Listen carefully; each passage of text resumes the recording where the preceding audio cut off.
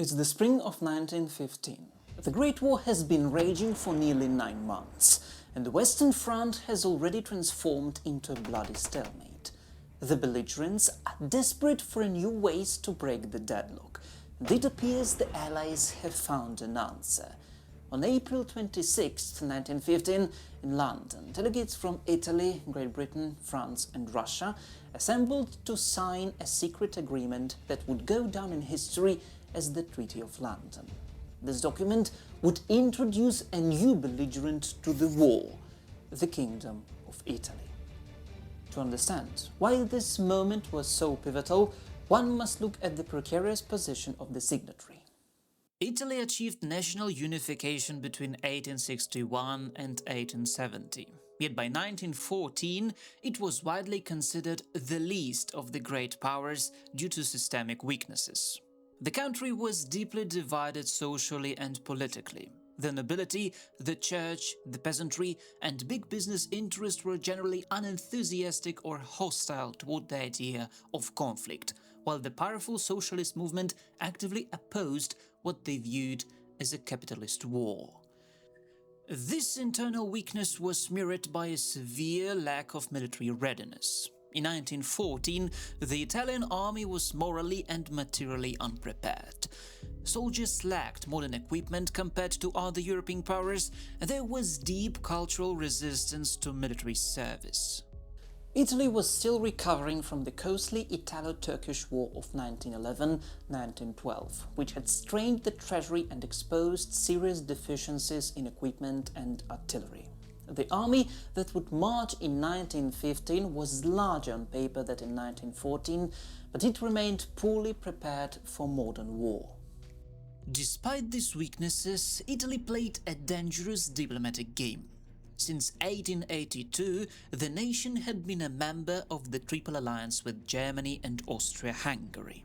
This relationship was initially secured out of fear of France, but it remained mostly nominal because national interests were irreconcilable, particularly regarding Austria-Hungarian control over territories Italy claimed. Italy legally sidestepped its alliance obligations through secret diplomacy, most notably a 1902 agreement with France that guaranteed Italian neutrality if France were attacked. This directly contradicted Italy's commitment to Germany and Austria. Given these contradictions, Italy's declaration of neutrality in August 1914 was expected. Rome argued that Austria was the aggressor, a legal loophole that allowed Italy to avoid fighting and instead open a bidding war, effectively selling its intervention to the side, offering the best territorial and financial price. The driving force behind the intervention was the ideology of irredentism, the goal of annexing territories under Austrian rule to complete national unification. Key targets included the Trentino, Trieste and increasingly Dalmatia. In their desperation to bring Italy into the fold, the French and Russians agreed to satisfy these ambitions. They promised Italy the annexation of Austrian territory, a move that violated the principle of nationality and self-determination, but secured Italy's strategic desire for a defensible Alpine frontier. The Treaty of London codified these promises into a binding contract. To the north, the Allies promised Italy a secure border at the Alps, including the Trentino and South Tyrol regions up to the Brenner Pass. To the east, Italy was granted major port cities like Trieste and the entire Istrian peninsula. Finally, to control the Adriatic Sea, they were promised northern Dalmatia and most of its strategic islands. Beyond its immediate borders, the treaty also supported Italy's imperial dreams. To control the Adriatic Sea, Italy was given the Albanian port of Valona and the island of Sassano. In the Aegean, they received full ownership of the Dodecanese islands. The Allies also promised Italy a just share of Turkey if the Ottoman Empire collapsed and guaranteed colonial expansion in Africa if Britain and France gained German territories there. To support the war effort, Great Britain undertook the responsibility of facilitating a loan of at least £50 million to fund Italian mobilization. Politically, the Allies agreed to keep the Vatican out of any future peace negotiations to prevent the Church from interfering in Italian affairs. However, the treaty contained specific exclusions that would later prove disastrous. The text explicitly reserved the port city of Fiume, along with the coast south of Cape Blanca, for the territories of Croatia, Serbia and Montenegro. This distinction meant that while Italy was promised vast swathes of Austrian territory, the Allies had already earmarked Fiume for the South Slavs, creating a contradiction that would eventually unravel Italy's post-war ambitions. The signing of the Treaty of London set in motion a chain of events that transformed Italy's geopolitical ambition into a national tragedy. True to its commitment, Italy declared war on Austria-Hungary on May 23, 1915, just under a month after the pact was sealed.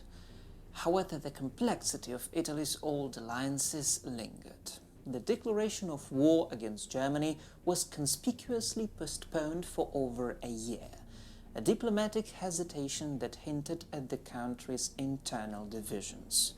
The military campaign that followed was primarily offensive, driven by the singular political goal of irredentism, the capture of Trentino and Trieste, rather than a broad strategic vision for defeating the Central Powers. The reality of the war quickly crushed the optimistic predictions of Foreign Minister Sidney Sonnino, who had gambled on a swift Allied victory. Instead of a rapid breakthrough, the Italian army found itself locked in a monotonous and grueling series of battles along the Isonzo River.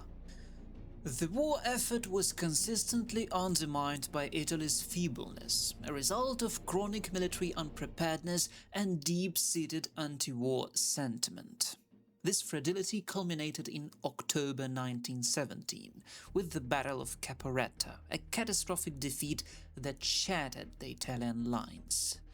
The army collapsed and retreated in disarray to the Piave River, where the front was stabilized through desperate Italian resistance and the arrival of French and British divisions rushed to the scene.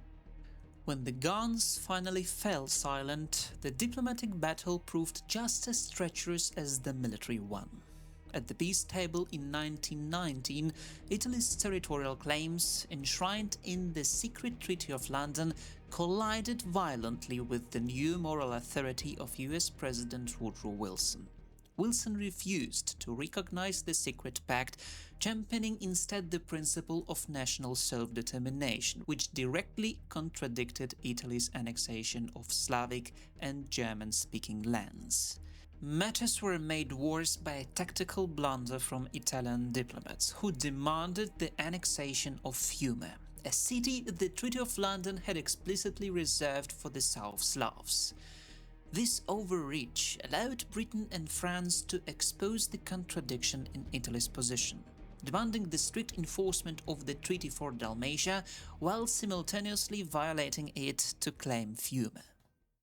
Ultimately, the peace settlement was a bitter compromise. Italy secured its strategic northern frontier at the Brenner Pass and witnessed the total destruction of its hereditary enemy, Austria-Hungary. However, forced to bow to Wilsonian pressure, it lost the vast majority of its promised Dalmatian territories.